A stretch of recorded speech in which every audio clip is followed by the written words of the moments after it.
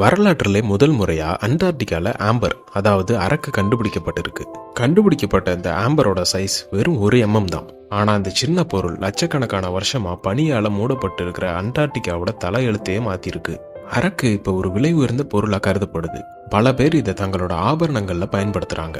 சில மரங்கள்ல பிசின் வெளியாகிறத நம்ம பார்த்திருப்போம். இந்த பிசின் காலப்போக்குல கல்லு மாதிரி இறுகிடும். சுமார் 40,000 வருஷம் கழிச்சு அந்த பிசின் அரக்கா மாறிடும். அண்டார்டிகால கண்டுபிடிச்ச அந்த அரக்கு சுமார் 80 மில்லியன் வருஷம் பழமையானது. இதனால ஆராய்ச்சியாளர்கள் அண்டார்டிகா இப்ப பனிப்பிரதேசமா இருக்கிற மாதிரி சுமார் 80 மில்லியன் வருஷத்துக்கு முன்னாடி ஒரு அடர்த்தியான வனப்பகுதியா இருந்திருக்கும்னு சொல்றாங்க. உலகத்துல பல உயரமான சிகரங்களை கொண்ட இமயமலை எப்படி உருவானுச்சுன்னு உங்களுக்கு தெரியுமா? சுமார் 250 மில்லியன் வருஷத்துக்கு முன்னாடி இப்ப இருக்கிற எல்லா கண்டங்களும் சேர்ந்து ஒரு பெரிய நிலப்பரப்பா இருந்துச்சு.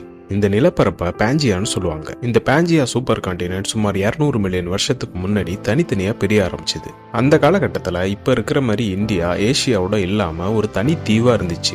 கடலுக்கு மேல தெரிகிற நிலப்பரப்பை தாண்டி கடலுக்கு கீழே டெக்டானிக் பிளேட்ஸ்னு சொல்லப்படுற ஒரு பிளேட்ஸ் இருக்கும். தனி தீவா இருந்த இந்தியா கொஞ்சம் கொஞ்சமா நார்த்தை நோக்கி நகர ஆரம்பிச்சது. இது 100 வருஷத்துக்கு 6 மீட்டருங்கிற விகிதத்துல நகர ஆரம்பிச்சது. வடக்கு நோக்கி வேகமா நகர்ந்த இந்தியன் கான்டினென்டல் பிளேட்டும் மேல இருந்த யுரேஷியன் கான்டினென்டல் பிளேட்டும் ஒன்னோட சுமார் 50 மில்லியன் வருஷத்துக்கு முன்னாடி மோதினுச்சு. இந்த 2 டெக்டானிக் பிளேட்ஸும் மோதினதோட விளைவா இமயமலை தொடர்கள் உருவானுச்சு. இந்த இன்சிடென்ட் நடந்ததுக்கு ஆதாரமா இன்னமும் இமயமலையோட உச்சியில சில கடல்வாழ் உயிரினங்களோட ஃபாசில்ஸை கண்டுபிடிக்க முடியும். படத்துல தெரியுறது கடந்த 50 வருஷமா புயல் உலகத்துல எங்க உருவானுச்சுங்கிற ஒரு மேப்.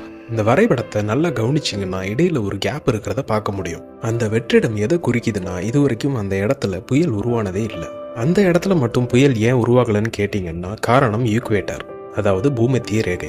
முதல்ல புயல் உருவாகிறதுக்கு முக்கியமான ஒரு காரணமா இருக்கிறது கோரியாலிஸ் ஃபோர்ஸ். இந்த கோரியாலிஸ் ஃபோர்ஸ் பூமி சுழல்றதுனால உருவாகுது. நம்ம பூமியை 2ஆ பிரிக்கலாம். ஒன்னு நார்தன் ஹெமிஸ்பியர், இன்னொன்னு சதர்ன் ஹெமிஸ்பியர். இதை 2ஆ பிரிக்கிறது நடுவுல உள்ள ஈக்குவேட்டர்.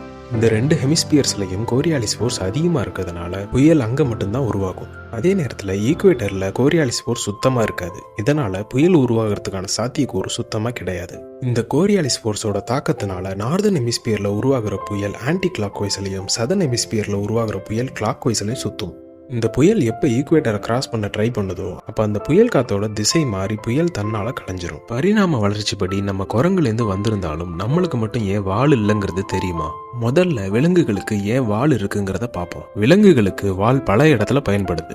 உதாரணமா பேலன்ஸ். கங்காரு, பூனை போன்ற விலங்குகள் தன்னோட வாலை பயன்படுத்தி உடம்புல ஒரு பேலன்ஸை கொண்டு வரும். அடுத்து கம்யூனிகேஷன். நம்ம எப்படி கைகளை ஆட்டி செய்கை மொழியில பேசுறோமோ அதே மாதிரி நாய்களும் தங்களோட உணர்ச்சியை வாளால வெளிப்படுத்தும். இன்னும் சில விலங்குகள் தன்னோட வாளை தற்காப்புக்காக பயன்படுத்தும். உதாரணமா தேல். மனிதர்கள் குரங்குகளா இருந்தப்ப மரத்துல பேலன்ஸ் பண்றதுக்காக நம்மளுக்கும் வால் இருந்துச்சு. ஆனா என்னைக்கு நம்ம மரத்தை விட்டு இறங்கி 2 கால்கள்ல நடக்க ஆரம்பிச்சோமோ அன்னைக்கு வாளோட தேவை இல்லாம போச்சு. இதனுடைய விளைவா சுமார் 25 மில்லியன் வருஷத்துக்கு முன்னாடி நடந்த ஒரு மரபணு மாற்றத்தால வாளுங்கிற ஒரு உறுப்பு நம்மளுக்கு இல்லவே இல்லை. நமக்கு வால் இருந்ததுங்கிற ஒரு அடையாளமா இன்னமும் நம்ம தண்டுவளத்தோட கீழ்பகுதியில காக்கெக்ஸ்ங்கிற ஒரு பகுதி இருக்கு. டிசம்பர் 21 இது ஒரு ஸ்பெஷலான நாள். அப்படி என்ன ஸ்பெஷல்னு பார்த்தோம்னா இன்னைக்கு வேர்ல்ட் ஷார்டஸ்ட் டே. வருஷத்துல உள்ள மத்த நாள்களை கம்பேர் பண்றப்ப இந்த நாள்ல பகல் நேரம் குறைவா இருக்கும். சூரியன் எப்பவும் போல இல்லாம லேட்டா ரைஸ் ஆகி சீக்கிரமா செட் ஆகிரும். இந்த நாளை வெஸ்டர்ன் கல்ச்சர்ஸ்ல வின்டர் சால்ஸ்டைஸ்னு சொல்லுவாங்க.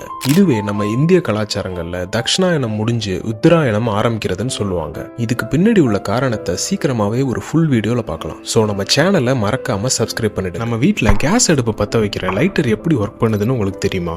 இது ஒர்க் ஆகிறதுக்கு பைசோ எலக்ட்ரிக் எஃபெக்ட் தான் காரணம். ஒரு லைட்டரோட ட்ரிக்கரை நம்ம அழுத்துறப்ப அந்த மெக்கானிசம் உள்ள இருக்கிற ஒரு கிறிஸ்டலை கம்ப்ரஸ் பண்ணும். அந்த பைசோ எலக்ட்ரிக் கிறிஸ்டல் கம்ப்ரஸ் ஆகுறதுனால அட்டாமிக் இம்பேலன்ஸ் நடக்கும். இதனால கிட்டத்தட்ட 5000 வோல்ட்ஸ் எலக்ட்ரிசிட்டி ப்ரொடியூஸ் ஆகும். இந்த வோல்டேஜ் சின்னதா மின்சாரத்தை ப்ரொடியூஸ் பண்ணும். இதனாலதான் லைட்டர்ஸ் ஒர்க் ஆகுது. ஒரு குழந்தைய டாக்டர்ஸ் ஏன் இப்படி கீழே போடுற மாதிரி பண்றாங்கன்னு தெரியுமா? இந்த ஆக்ஷனுக்கு பேரு மோரோ ரிஃப்ளெக்ஸ் டெஸ்ட். இது பண்றது மூலமா குழந்தைங்களோட நரம்பு மண்டலம் நல்லா டெவலப் ஆயிருக்குங்கிறத தெரிஞ்சுக்கலாம். இந்த டெஸ்ட்ல ஒழுங்கா ரியாக்ட் பண்ணாத பேபிஸ்க்கு பிரெயின்லயோ இல்ல ஸ்பைனல் கார்ட்லயோ ஏதாச்சும் இன்ஜூரி இருக்க வாய்ப்பு இருக்கு. ஒரு சாட்டைய கரெக்டா பயன்படுத்துறப்ப அதுல இருந்து வெடி வெடிச்ச மாதிரி சத்தமும் முனையில இருந்து சில நேரங்கள்ல புகையும் வரும். சாட்டைய கரெக்டான முறையில பயன்படுத்துறப்ப நம்ம கொடுத்த எனர்ஜி கைப்பிடியில இருந்து அதோட நுனியை நோக்கி போறப்ப பல மடங்கு வேகத்துல போகும். அந்த நுனியை நோக்கி போற விசையோட வேகம் சில நேரங்கள்ல ஒரு செகண்டுக்கு 340 மீட்டருக்கு மேல போறப்ப சவுண்டோட ஸ்பீடை தாண்டும். இதனால சோனிக் பூம் உருவாகும். அதே நேரத்துல அட்மாஸ்பியர்ல இருக்கிற ஏர் மாலிகுல்ஸ் கண்டென்ஸ் ஆகுறப்ப ஒரு புகை உருவாகிறதையும் நம்மளால பார்க்க முடியும். டைனோசர்ஸ் அழிஞ்சதுக்கு இதுக்கு ஒரு எரிக்கல் காரணம்னு நம்ம எல்லாரும் கேள்விப்பட்டிருப்போம். அந்த எரிக்கல் எங்க விழுந்துச்சுன்னு உங்களுக்கு தெரியுமா? சிக்ஸலப் கிரேட்டர், மெக்சிகோல இருக்கிற யுக்கட்டான் பெனின்சுலால இந்த எரிக்கல் விழுந்துச்சுன்னு ரிசர்ச்சர் சொல்றாங்க. இந்த யுக்கட்டான் பெனின்சுலால விழுந்த அந்த எரிக்கல் கிட்டத்தட்ட மவுண்ட் எவரெஸ்டோட சைஸுக்கு இருந்ததாக சொல்றாங்க. இது எர்த்தோட அட்மாஸ்பியர் என்ட்ரானப்ப ஒரு செகண்டுக்கு 25 கிலோமீட்டர் வேகத்துல வந்து இம்பாக்ட் ஆனிச்சு. ஹிரோஷிமால விழுந்த ஆட்டம் பாம்பை விட கிட்டத்தட்ட 6.5 பில்லியன் டைம்ஸ் இந்த இம்பாக்ட் பவர்ஃபுல்லா இருந்திருக்கு. இந்த எக்ஸ்ப்ளோஷன் நடந்ததுனால எர்த்தோட அட்மாஸ்பியர்ல அதிகப்படியான கார்பன் டை ஆக்சைடு கலெக்ட் ஆயிருக்குது. இதனால ஆக்சிஜன் டெப்ளீஷனும் சன்லைட்டும் இல்லாத காரணத்தால நிறைய உயிரினங்கள் எக்ஸ்டிண்ட் ஆயிருக்கு. நம்ம வீட்டுல இனிப்பு எங்க இருந்தாலும் எங்க இருந்து தான் வருதுன்னே தெரியாது. ஆனா எறும்பு கரெக்டா தேடி பிடிச்சு வந்துடும். எறும்புகளுக்கு இனிப்பு ஏன் ரொம்ப பிடிச்சிருக்கு?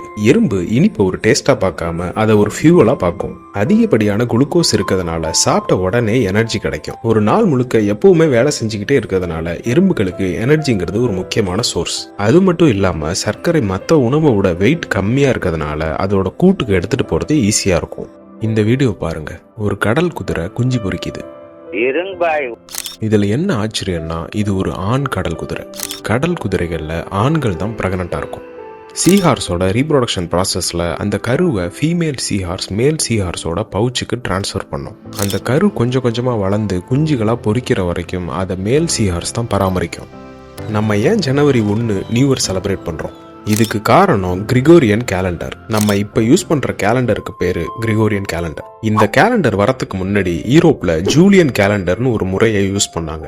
ஜூலியன் கேலண்டர்ல ஒரு வருஷத்துக்கு 11 நிமிஷத்தை எக்ஸ்ட்ராவா கால்குலேட் பண்ணிருந்தாங்க. இந்த ஒரு சின்ன மிஸ்டேக்னால 1000 வருஷத்துல கணக்குல வராத ஒரு 8 நாள்கள் கூடிடுச்சு. இதை சரி பண்றதுக்காக 1582ல போப்பா இருந்த கிரிகோரிங்கிறவரோட பீரியட்ல இந்த கிரிகோரியன் கேலண்டரை இன்ட்ரோடியூஸ் பண்ணாங்க. இந்த கேலண்டர்ல வருஷத்தோட முதல் நாள் ஜனவரி 1ல இருந்து ஆரம்பிக்கும். தூரத்துல ஒரு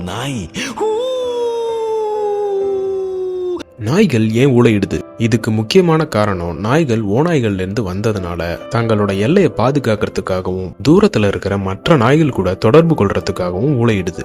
சில நேரங்கள்ல வளர்க்கிற நாய்கள் ஓனரை பிரிஞ்சிருந்தாலும் ஊளையிடும். இன்னும் சில நேரங்கள்ல வயதான நாய்கள் தங்களோட உடம்புல ஏதாச்சும் வலியோ இல்ல அசௌகரியமோ ஏற்பட்டாலும் ஊளையிடும். பரிணாம வளர்ச்சிப்படி நாய்கள் ஓநாயிலிருந்து வந்ததுனால இந்த குணமும் நாய்கள் கிட்ட இருக்கு.